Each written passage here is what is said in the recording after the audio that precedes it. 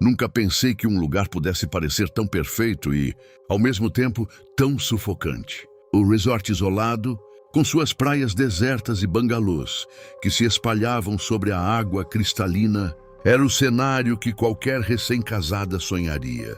Tudo o que eu esperava da minha lua de mel estava ali. O vento morno, a brisa salgada, o som suave das ondas. Mas algo dentro de mim começou a se contorcer assim que atravessamos o portão do resort.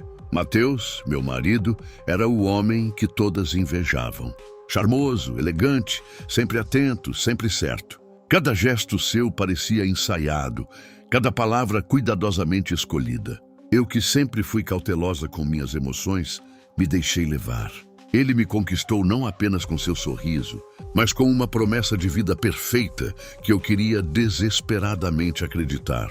No início, a lua de mel era um sonho. Ele insistia em me acompanhar em cada passeio, em cada refeição, em cada pôr do sol. Mas aos poucos, pequenas coisas começaram a me perturbar. Pequenas inconsistências, olhares perdidos no horizonte, telefonemas que ele atendia em segredo, arquivos no laptop dele que desapareciam rapidamente quando eu me aproximava. Eu tentei ignorar, tentei racionalizar. É paranoia, eu me dizia. Ele é perfeito demais para ser suspeito. Mas a primeira semente de dúvida foi plantada na terceira noite, quando encontrei o diário. O quarto tinha uma pequena gaveta escondida sob a escrivaninha. Eu não sabia que ela existia até tropeçar nela ao procurar um caderno meu. Dentro havia um diário antigo, encadernado em couro gasto. Não parecia pertencer a ninguém de nossa família. Mas quando abri, senti meu coração gelar. As páginas estavam preenchidas com letras delicadas, quase perfeitas, cada frase carregada de medo e desespero. Ele me observava quando eu dormia. Cada movimento meu, cada pensamento meu. Eu não posso escapar. Meu estômago se revirou. Olhei para Mateus, que estava lendo à distância, aparentemente absorto em seu livro. Como ele poderia... Não, era impossível. Eu deveria estar enganada. Mas continuei lendo. Cada diário contava a mesma história. Mulheres que se casaram com ele, mulheres que desapareceram. A frase final era sempre a mesma. Ele é perfeito. Mas não há saída. Não consegui dormir naquela noite. Cada som parecia amplificado. O vento batendo nas janelas, a água lambendo a estrutura do bangalô, o bater do meu próprio coração. E Mateus, ele dormia ao meu lado, respirando suavemente, como se nada tivesse acontecido. No dia seguinte, tentei confrontá-lo sutilmente. Perguntei sobre a gaveta, sobre arquivos antigos, sobre qualquer coisa fora do normal. Ele sorriu, aquela expressão que sempre acalmava todos ao redor, e disse: "Você está imaginando coisas, querida. Aproveite a lua de mel." Mas eu não estava imaginando. Cada gesto dele parecia carregado de segredos. Cada palavra tinha um subtexto que eu não podia decifrar. Comecei a sentir que estava sendo observada, estudada. Eu mesma não sabia se podia confiar nos meus pensamentos ou se estava me tornando paranoica. Então, na quinta noite, algo aconteceu que mudou tudo. Eu acordei com um barulho no corredor. Passos leves, quase inaudíveis. Olhei para Mateus, que dormia profundamente, e decidi investigar. Caminhei silenciosamente até a porta e espreitei pelo corredor iluminado apenas pela lua. No chão do bangalô vizinho, vi uma mulher deitada, imóvel. Parecia dormir, mas havia algo errado. O corredor estava deserto e ninguém mais parecia notar. Um frio percorreu minha espinha. Eu queria gritar, correr, mas meu corpo estava preso pelo medo. Quando voltei para o quarto, Mateus ainda dormia, inocente aos meus olhos. Mas algo dentro de mim começou a se quebrar. Eu não podia mais fingir que tudo estava bem. No dia seguinte, comecei a investigar discretamente. Perguntei aos funcionários sobre antigas hóspedes, sobre casamentos passados. Recebia respostas evasivas, sorrisos tensos, olhares que desviavam rapidamente. Todos pareciam guardar um segredo que não podiam compartilhar. Cada novo detalhe que descobria parecia confirmar meus piores medos. O resort tinha registros de casamentos e alguns nomes pareciam familiares. Mulheres descritas como desaparecidas após a lua de mel. Procurei por notícias, mas não havia registros oficiais. Era como se elas nunca tivessem existido fora desses diários. Cada noite trazia mais tensão. Mateus continuava encantador, perfeito. Mas agora, cada gesto seu me deixava inquieta. Comecei a reparar em padrões, horários em que ele desaparecia, chamadas misteriosas, pequenos cortes de luz no quarto que não eram explicados. O mais perturbador era que, por mais que tentasse racionalizar, algo dentro de mim gritava. Ele sabia que eu estava desconfiada. Cada olhar, cada sorriso era carregado de intenção. Eu não estava apenas desconfiando dele. Eu sentia que ele estava testando minha sanidade.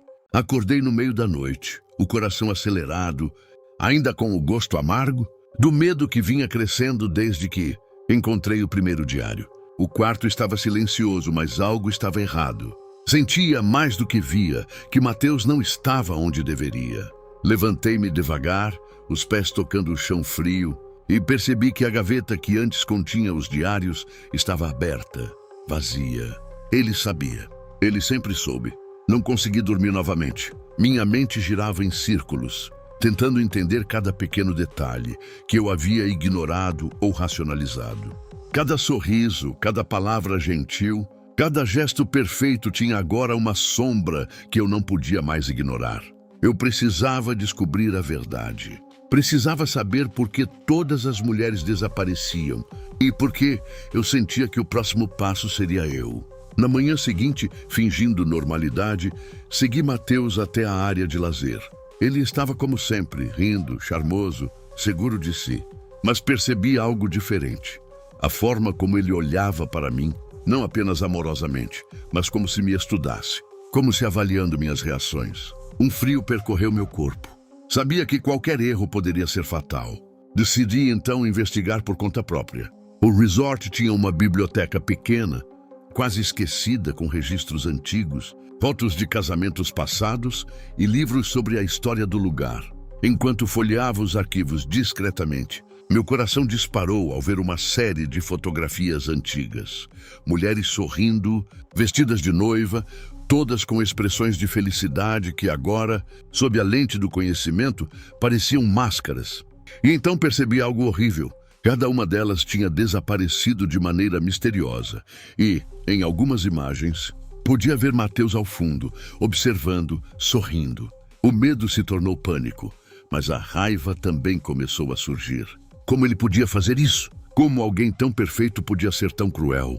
Eu precisava de provas. Precisava de algo que mostrasse a verdade antes que fosse tarde demais. Durante os dias seguintes, segui Mateus discretamente, anotando cada movimento, cada contato suspeito. Ele visitava locais isolados do resort, sempre sozinho, sempre por tempo suficiente, para que qualquer hóspede que não estivesse prestando atenção pudesse achar que era normal. Mas eu percebi padrões, lugares onde ele deixava objetos, fotos antigas, pequenas lembranças das mulheres que haviam desaparecido. Cada detalhe era calculado, cada ato meticulosamente planejado. Então veio a noite em que eu quase fui descoberta. Estava no depósito de manutenção, revirando caixas em busca de diários antigos, quando ouvi passos. Mateus apareceu na porta, sua expressão perfeita como sempre, mas seus olhos carregavam algo que eu nunca tinha visto antes. Satisfação, domínio absoluto. Ele não disse nada, apenas observou. E naquele instante soube que meu tempo estava se esgotando. Corri. Não havia como enfrentá-lo diretamente. Ele conhecia cada canto do resort, cada corredor, cada saída. Mas havia uma escotilha no jardim que levava a um túnel antigo, usado antigamente para transporte de suprimentos. Era arriscado, mas talvez fosse a única chance. Entrei no túnel, sentindo a umidade do chão e o cheiro de mofo, tentando manter a calma enquanto meu coração quase saltava do peito a cada ruído acima.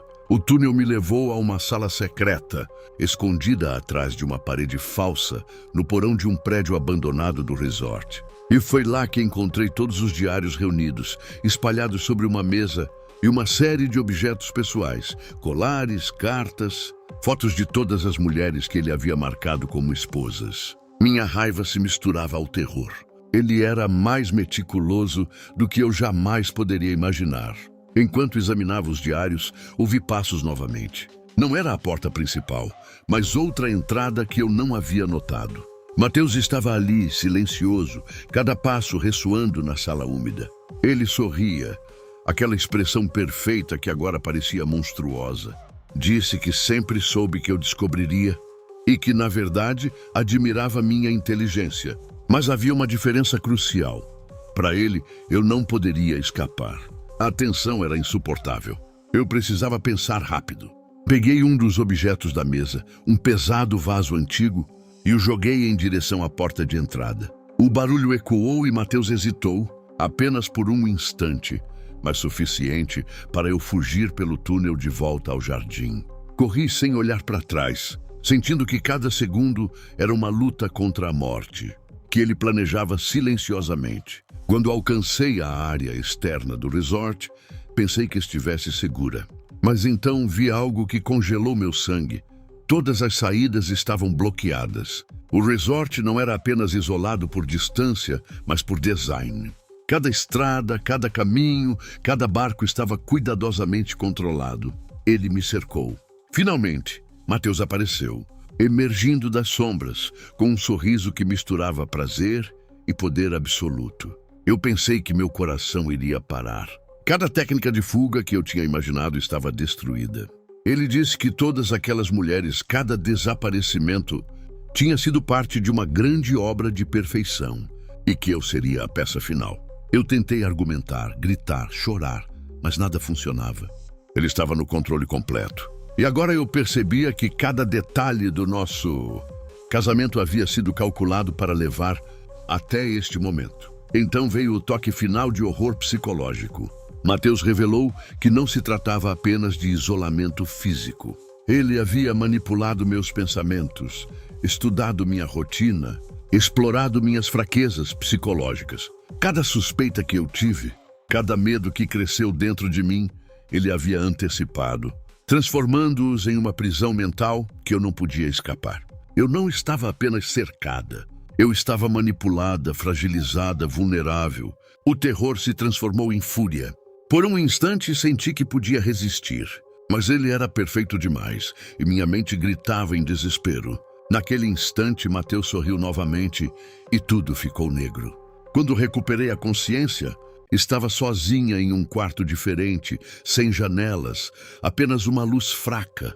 Um diário estava aberto na minha frente, escrito com minha própria letra, mas descrevendo eventos que ainda não haviam acontecido, como se ele tivesse antecipado meus pensamentos. Entendi finalmente, minha história já estava escrita. Eu não era apenas a próxima vítima. Eu era parte do plano dele, moldada desde o primeiro instante em que o conheci. O último pensamento que tive antes que a escuridão me engolisse foi a mais terrível conclusão. A perfeição dele não era encanto, era armadilha, e não havia saída.